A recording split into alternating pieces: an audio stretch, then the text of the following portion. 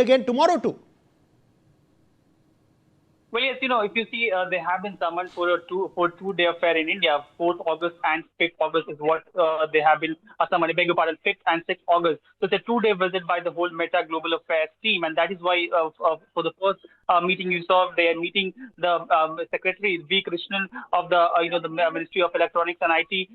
That meeting concluded for about lasted for about 45 minutes, and later on, what we're seeing is that the visuals coming up is that the Global Affairs team of Meta has now reached the office of Ashwini Vaishnaw, who is the Minister of Electronics and IT, and where the meeting continues further. Now, all of this is obviously regarding the massive furor that happened earlier, a week earlier, in fact, when the Prime Minister Modi's video addressing students when the students' protest was at its peak. That video was temporarily taken down by the Facebook for about 5 hours, and that caused a massive public political uproar in the country, and particularly among the establishment and the ruling party. And since then, what we have seen is that not only just the Ministry of Electronics and IT, but also the Parliamentary Standing Committee on Electronics and IT, which is headed by Nishikant Dubey, the BJP MP, that has summoned the Meta, as well as in fact the top officials of Meta. They have been summoned because one of the reasons also why this time around the top officials, the Global Affairs team, have been summoned is because somewhere down the line the establishment as well as the Parliamentary Standing Committee believes that looking at the cases in the past, they believe that the words that are being communicated by the ministry as well as the Parliamentary Standing Committee here in India, that somehow does not reaches the top office officials and top office bearers of Meta in the US, and that is why you see a change this time around, that the top officials from the US of the Meta, they have been summoned here, and in the visuals we could clearly see that it's 3 to 4 officials of the Meta Global Affairs team, including the Global Affairs head, was summoned by them, was in fact attending the meeting with the Secretary of the Ministry of IT. And now what we are also seeing is that the Parliamentary Standing Committee has also written to the Ministry of IT asking to take away the protection that is granted to all these social media platforms, including Meta in this case, particularly that the section 79 sort of extends protection to these social media platforms for hosting third-party content.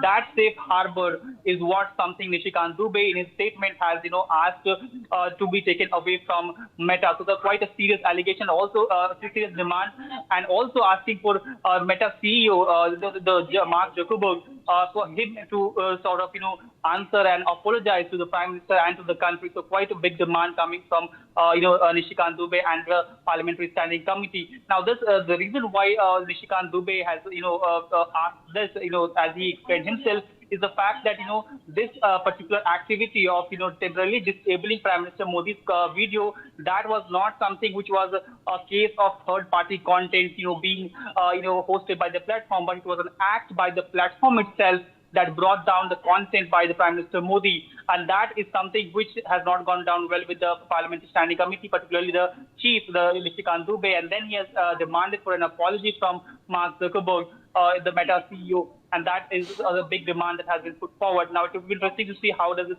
proceed forward, because right now the Meta Global Affairs team continues, to have a meeting with the Ministry of Electronics, the Minister, the Ashwini Vaishnaw, right now as I speak.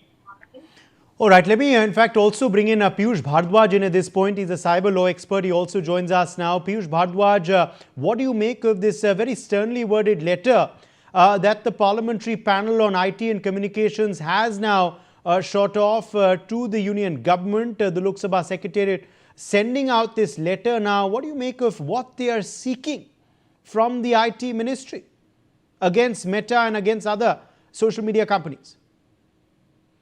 See, we'll have to understand one aspect, that the epicenter of this whole issue is the questionable post against the Prime Minister, the Honorable Prime Minister. And although the explanations were rendered that those posts were, deleted initially, having no oversight committee per se, but it surfaced online due to some, whatever technical glitch or error they say. Although assurances have been given on their behalf that any post, regarding the Honorable Office of the Prime Minister will be going through, strict checks and compliances, but putting up a blanket scrutiny on the application facing the rigors of, not the safeguard of Section 79 IT Act, can actually, hamper the performance of how these applications fetch and assimilate and then distribute data.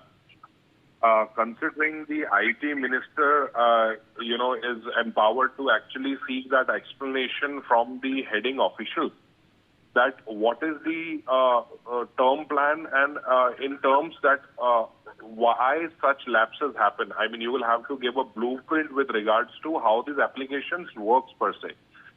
So preferential treatment and prejudicial bias against certain posts, which in this case was the Prime Minister's office, has rung a bell for these, organizations, which in clear words, I would say is, a clear mark of alarm right now. Yes, do you believe this is something that perhaps now will be followed through by the IT ministry? Do you see the government cracking down this time? Is there a sense that you're getting that, the sentiment right now is enough is enough? You cannot let social media companies now off the hook every time. You can't give them leeway, instance after instance. Yeah, absolutely. I mean, in fact, better late than never, going by this very idea. The government's concern, consider the platform safeguards. In fact, the child safety, which they term as CSAM, there are apparent lapses regarding child sexual abuse, the material that has been, synthesized and being formulated in terms of paid advertisements on Instagram. I mean, this is pretty much apparent.